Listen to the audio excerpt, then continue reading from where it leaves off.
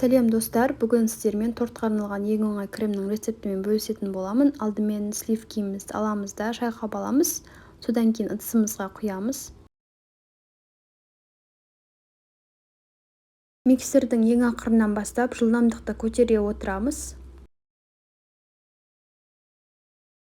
Осылай өзінің формасын ұстағанға дейін біз миксерлеп аламыз. Осыдан кейін өзіңіздің дәміне қарай қант ұнтағын себеміз.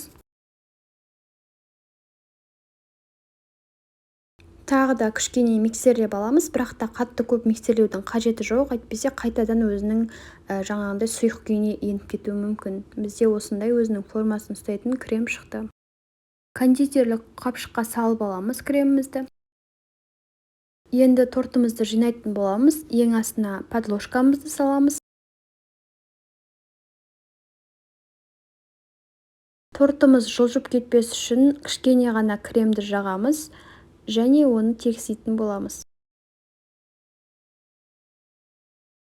Мұнда менде сәбізді бисквит, бұның рецепті менің алдыңғы видеомда салынған. Алдымен бисквитімізді саламыз, оның үстіне енді кальцомызды кигізіп, кремімізді шет-шетіне алдымен жағып аламыз, содан кейін ортасына жағып, барлығын тегістейміз.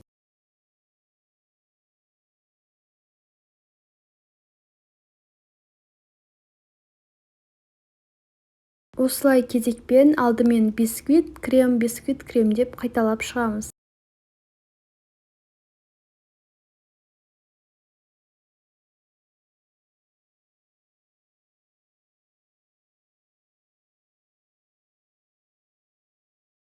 Осылай тортты жинағаннан кейін үстін пищевой пленкамен жауып 8 сағатқа міндетті түрде холодильникке салып қоюларыңыз керек.